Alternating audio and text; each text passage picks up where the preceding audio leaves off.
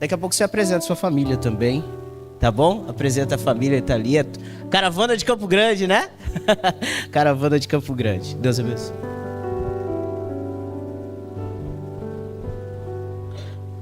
Cumprimento meus irmãos com a graça e a paz do Senhor, amém? Motivo de alegria estar com vocês. Muito obrigado, pastor Regis, pela oportunidade, pela confiança. Ronald, também por aceitar o desafio. E Deus sabe de todas as coisas. Hoje o meu pastor Carlos Quioto, ele é pai. É um novo tempo, uma nova estação. Deus levantou uma nova geração através do Arthurzinho. E a prova é Deus que eu estivesse aqui hoje. Eu tenho uma palavra de Deus para o coração de vocês. Abra por gentileza em Salmo de número 84.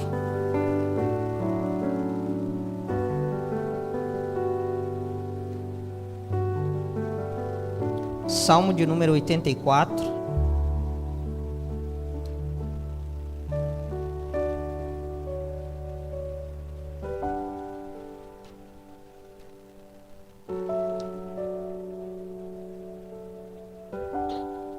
O versículo 8 ao 12. 8 ao 12. Amém? Diz assim a palavra do Senhor: Senhor, Deus dos exércitos, escuta a minha oração, inclina os ouvidos, ó Deus de Jacó. Olha, ó Deus, escudo nosso, e contempla o rosto do teu ungido. Porque vale mais um dia nos teus átrios do que 1000. Preferiria estar à porta da casa do meu Deus, a habitar nas tendas dos ímpios. Porque o Senhor Deus é sol e escudo. O Senhor dará graça e glória. Não retirará bem algum aos que andam na retidão. Senhor dos exércitos, bem-aventurado o homem que em ti põe a sua confiança, porque vale mais um dia nos teus átrios do que 1000. Preferiria estar à porta da casa do meu Deus, a habitar nas tendas dos ímpios. Amém? Glória a Deus. Meus irmãos, o livro dos Salmos, a palavra salmo no grego significa psalmoi, que é louvores, vem de saltério, um instrumento de cordas do antigo Israel. E a palavra no hebraico é ketuvim e terrilim, que significa louvores, cânticos, cânticos de adoração. E o livro de Salmos é um livro incomum, a ponto de Martinho Lutero chamar o livro dos Salmos de a Bíblia em miniatura. É a Bíblia em miniatura. E João Calvino vai dizer que o livro dos Salmos é a anatomia de todas as partes da alma. É interessante que todos os livros da Bíblia, ou melhor, na sua maioria, eles cobrem um tempo e um espaço muito específico, um recorte da história. Só que o livro de Salmos, ele é incomum, porque ele cobre um período de mais ou menos, aproximadamente 1000 anos. 1000 anos. O livro de Salmos, e é interessante porque ele não é produto de grandes teólogos. O livro de Salmos não é produto de grandes reis. O livro dos Salmos, embora Davi seja um grande autor e um autor de vários salmos, só que o livro dos Salmos também não foi escrito com um grande doutor, um grande teólogo, um mestre da lei que estava no seu quarto, sentado na sua cadeira, escrevendo e pensando as coisas a respeito de Deus. Não, o livro de Salmos foi escrito no chão da vida. O livro dos Salmos foi escrito quando os hebreus, homens, mulheres, filhos e filhas, andavam por Israel e olhavam, percebiam, sentiam a presença de Deus, e aí eles louvavam a Deus. Esse é o livro dos Salmos. Esse é o produto que nós temos em mãos. Essa é a grandiosidade, essa é a pérola que nós temos em nossas mãos.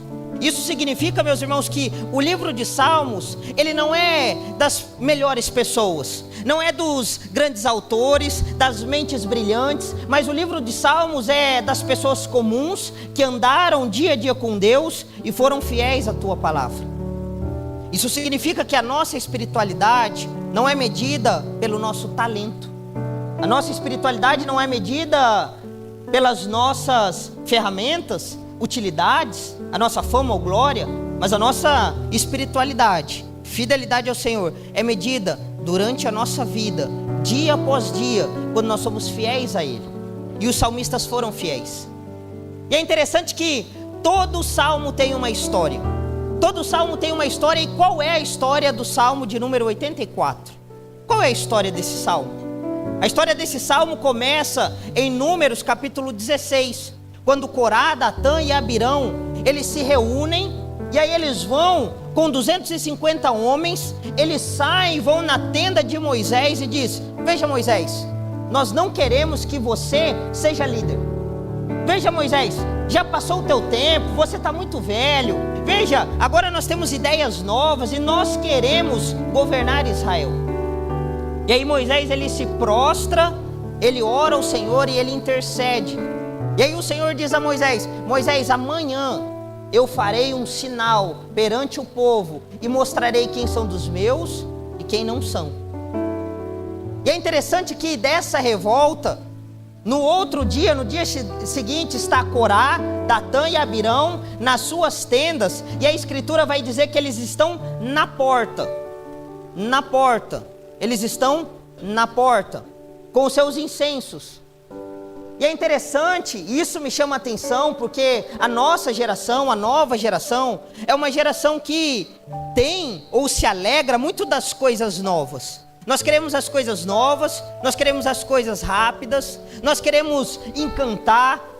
E a minha geração, particularmente, nós sofremos de uma prepotência, de uma arrogância, que nós pensamos que nós estamos inventando a roda, né? Parece que é tudo novo, parece que só nós sabemos. Isso aconteceu com Corá, Datã e Abirão. Veja, meus irmãos, a nossa geração não vai crescer enquanto nós não honrarmos o legado dos nossos pais. A nossa geração não vai crescer enquanto nós não preservarmos as pedras que eles levantaram nessa terra. Afinal, nós somos frutos deles. E Corá, Datã e Abirão, eles se revoltaram contra os pais. E aí a Bíblia vai dizer que o Senhor no dia seguinte julgou, e a terra se abriu, e aí eles foram tragados pela terra. Corá, Datã, Abirão e 250 homens. Só que em Números capítulo 26, o versículo de número 11, a Bíblia vai nos dizer que os filhos de Corá não morreram. Os filhos de Corá não morreram. E por que eles não morreram, Gabriel? Porque quando Corá, Datã e Abirão foram à porta da tenda para se rebelar contra Moisés, eles saíram das suas portas, eles foram para trás de Moisés, como quem diz: veja, o meu pai faz coisas erradas, a minha mãe faz coisas erradas, os meus tios fazem coisas erradas, mas eu não. Eu quero seguir ao Senhor em fidelidade ao Senhor. É por isso que o David Wilkerson, um grande pregador do século XX, ele vai dizer: e daí que os outros não oram? E daí que os outros não leem? Eu vou orar. Eu vou ler a Escritura. Veja, você que é jovem, adolescente que me escuta hoje, se os teus pais não leem, se as tuas mães não leem, se os teus amigos de escola dizem: ei, é besteira, larga esse livro, para de ser fanático. Eu vim, o Espírito Santo me trouxe hoje aqui para dizer: não para, continua sendo fiel ao Senhor. Aleluia. E eles foram fiéis a Moisés e ao Senhor. E aí é interessante que os filhos de Corá, eles são da tribo de Levi. Os filhos de Corá são da tribo de Levi. E aí Moisés, Deus passa o tabernáculo, a tenda da congregação, ele passa o esquema e o projeto, e Moisés levanta essa tenda por meio de Bezalel. Depois, e vocês sabem, vocês conhecem a história sagrada, vocês sabem que a tenda do encontro era o local a qual Deus descia e se fazia presente no meio do povo. E os filhos de Corá, onde eles estão? Porque eles são levitas. Onde que os filhos de Corá estão? Na porta. Segunda Crônicas vai dizer que eles são porteiros. Porteiros. Russell Shedd, um comentarista bíblico, vai dizer que no tempo de Davi, de Salomão, quando se ergue o templo, troca a tenda da congregação e se levanta o templo de Salomão, aquela obra suntuosa, grandiosa, magnífica, ali havia aproximadamente 4.000 porteiros. 4.000 porteiros. E esses porteiros são os coraitas, os filhos de Corá. E é interessante que quando o templo está completo, quando o templo está grandioso, quando ele está levantado, vocês conhecem a história, todo Israel vai para o templo. Afinal, todo Israel, o lugar de culto era o templo. Então, todas as pessoas, elas iam até o templo, elas se reuniam no templo. E não importava se você morava longe ou perto, 3 vezes por ano, havia uma caravana de todo Israel que ia para o templo, nas 3 grandes festas. E essa é a história do Salmo de número 84.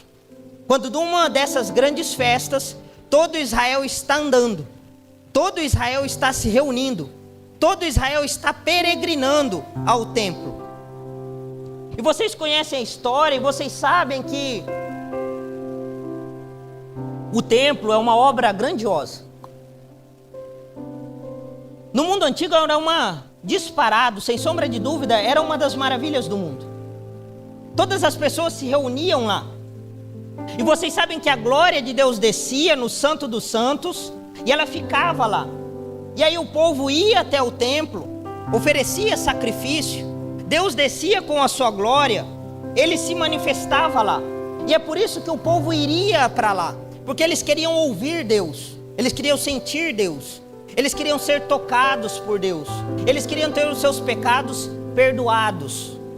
Só que um dia desses, e se você me perguntar, Gabriel, qual dia foi esse? Eu não sei.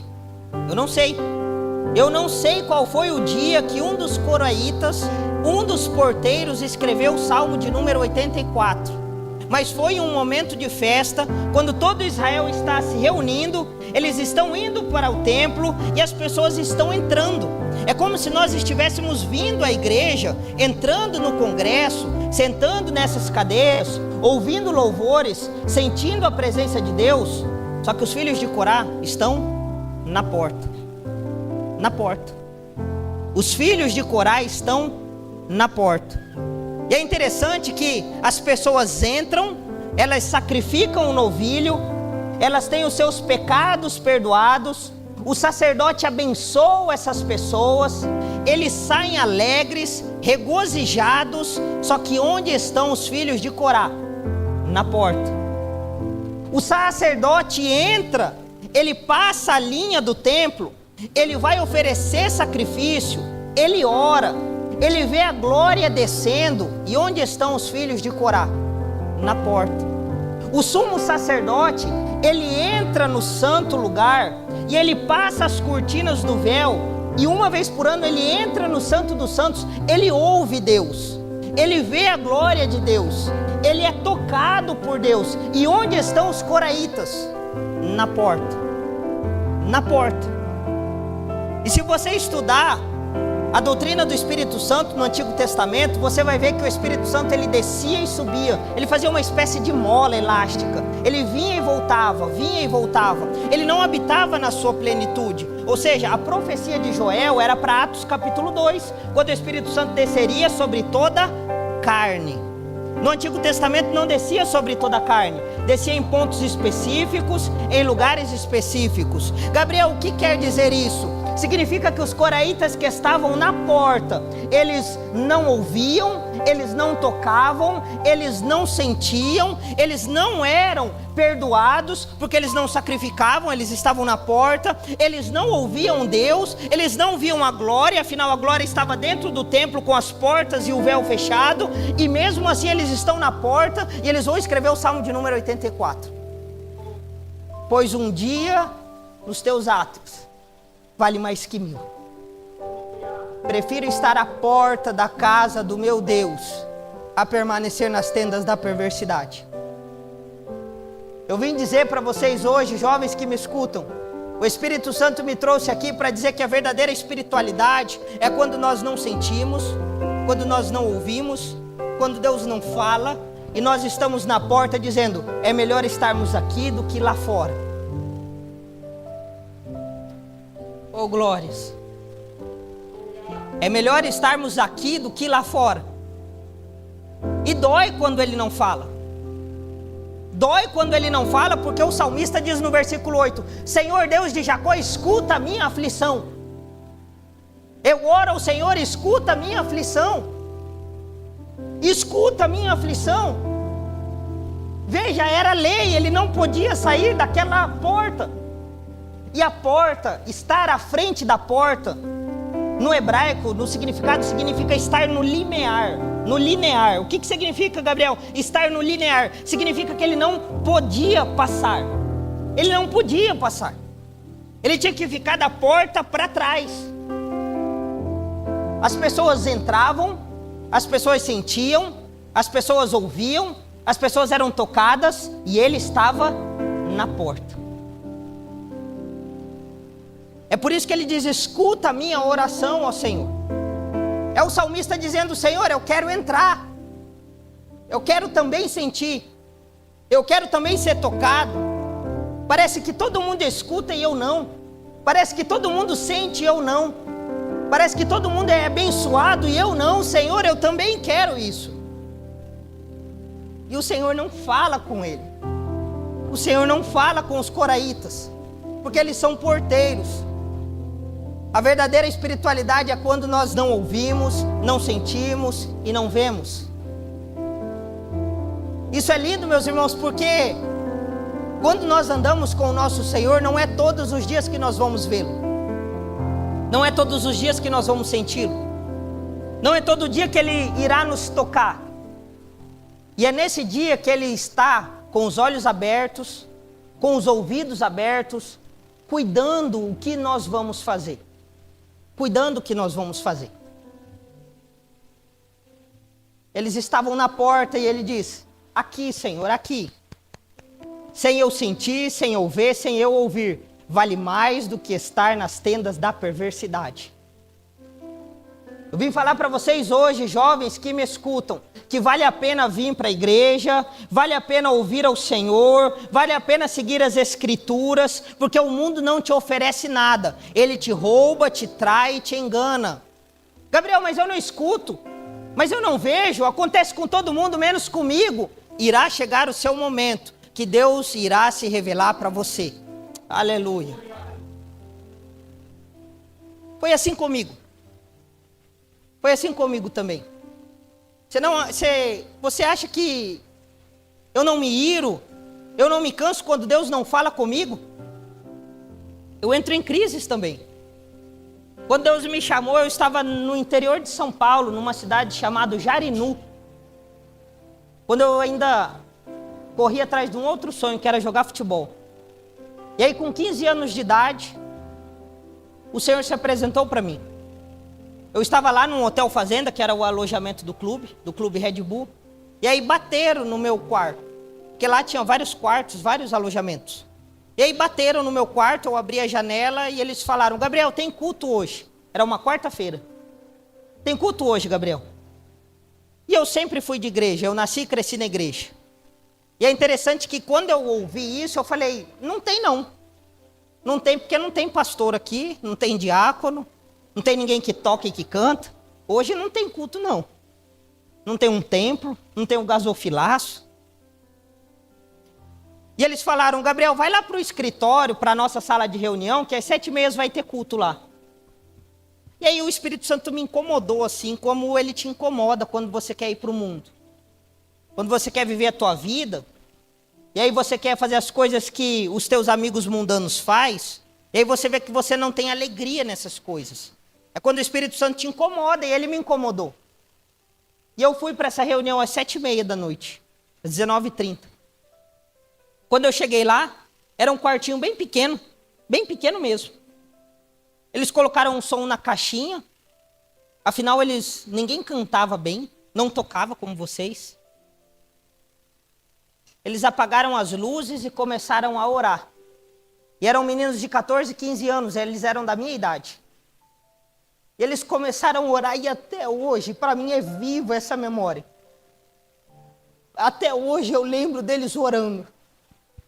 Até hoje eu lembro deles orando e eles oravam. Tem um amigo meu, ele chama Natan, hoje ele é pastor de uma Assembleia de Deus. E naquele momento ele também jogava futebol e ele orava, ele dizia: Pai, alcança esses meninos. Alcança esses meninos, Senhor. alcança esses meninos, Senhor. E aí, quando abriu, quando ligou as luzes, ele veio com a Bíblia e ele começou a pregar. E ele era um menino de 15 anos, nessa idade eu tinha 14. Eu nunca vi um jovem pregar como ele. Ele era cheio do Espírito Santo, e ele começou a pregar, e aí o Espírito Santo me incomodou e disse: e aí, cara? Você vai ficar fugindo até quando? Você vai ficar dando desculpa até quando? Até quando você vai ficar mentindo, roubando, traindo? E aí, cara? Ele tem a tua idade, ele está pregando, ele está servindo ao Senhor. Aquilo foi como uma espada no meu peito. E aí eu levantei as mãos para o Senhor e disse: eis-me aqui, Senhor. Envia-me a mim também. E desde lá eu caminho e, veja, meus irmãos, é difícil seguir ao Senhor. Todos os dias, ou melhor, quase todos os dias eu quero parar. Quase todos os dias eu quero parar. Só que Ele não deixa. O Espírito Santo nos incomoda, Ele vai fisgando com as suas garras de amor e Ele vai dizendo: ei, você não vai parar. E por que você não vai parar? Porque na nova aliança nós não estamos na porta. Na nova aliança Ele abriu as portas, o véu se rasgou, Cristo abriu um novo e vivo caminho, e Ele nos traz para dentro e diz: hoje você é meu. Você é minha. Um dia nos teus átrios vale mais que 1000. Prefiro estar à porta da casa do meu Deus a permanecer nas tendas da perversidade. Na nova aliança nós não somos porteiros, mas nós precisamos ter fidelidade ao Senhor. Veja, os coraitas foram homens e mulheres que eles não viram a Deus, não ouviram a Deus durante toda a sua vida, e ainda assim eles ficaram no seu posto. O Espírito Santo me trouxe aqui para dizer: ei, até quando você vai ficar dando desculpa? Levanta e começa a trabalhar para o Senhor. Ah, eu sou muito jovem. Veja, John Owen começou com 12 anos a estudar teologia. Aos 21 ele era um dos maiores teólogos que a Inglaterra produziu. John Owen, um dos maiores puritanos. Com 12 anos ele começou a estudar teologia. Charles Spurgeon, o grande príncipe dos pregadores, com 17 anos de idade, ele assumiu a sua primeira igreja. David Brenner, com 21 anos de idade, ele levantou as mãos para o Senhor e falou: Senhor, envia-me a mim. E aí onde que ele foi pregar? Você acha que ele foi pregar num grande congresso? Num congresso bonito, todo arrumado e ajeitado como esse? É claro que não. Ele levantou as mãos para o Senhor e ele foi pregar para índios canibais. Canibais. Até os 29 anos de idade, quando ele morre de pneumonia. Você não é jovem, você só é preguiçoso. Fique de pé, por gentileza, meus irmãos.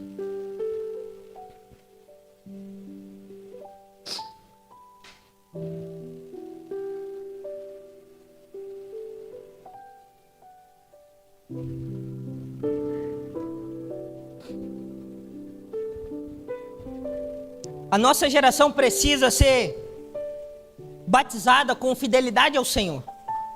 Fidelidade ao Senhor. Todos vocês que estão aqui foram chamados para alguma coisa. Seja para cantar, pregar, servir, fazer comida. E não importa, meus irmãos, não importa para que você foi chamado. Se o teu ministério vai ser grande ou não, afinal isso não importa. A.W. Tozer, um dos grandes pregadores do século XX, e ele é considerado um autodidata, um grande teólogo. Quando ele começou a pregar e as pessoas viram que ele tinha dom, que ele tinha talento, afinal ele era um grande pregador. E aí ele era convidado para tudo quanto é lugar para pregar. E aí onde ele pregava, as pessoas ficaram impressionadas com ele. Só que teve um dia que ele pregou numa igrejinha, bem pequena. E aí o Espírito Santo incomodou ele, como ele me incomoda também quando eu quero ficar orgulhoso, prepotente, arrogante. Ele incomodou o Tozer e disse: veja, por que você está se orgulhando das coisas que você faz? E aí quando acabou a pregação, eles foram para a cantina, para a cozinha, e lá A.W. Tozer, ele viu um senhor lavando pratos. Lavando pratos. E aí ele começou a chorar, dizendo: Senhor, dá-me esse ministério que é fiel ao Senhor. Nós precisamos de fidelidade a Deus. Fidelidade a Deus. Não sei quantos anos você tem, se é 12, se é 15, é 20. Só que daqui a pouco a sua juventude vai passar, cara. A sua adolescência vai passar. Daqui a pouco você vai ter filhos. Daqui a pouco você vai ter netos. E a minha oração é que ao final da sua vida, as pessoas olhem para trás para você e dizem: veja, o meu pai serviu ao Senhor, o meu avô serviu ao Senhor. Nós deixaremos um legado nessa terra. Feche teus olhos e ore comigo agora. Eu queria que você orasse comigo e pedisse fidelidade ao Senhor. Fidelidade como os coraitas que esperaram na porta.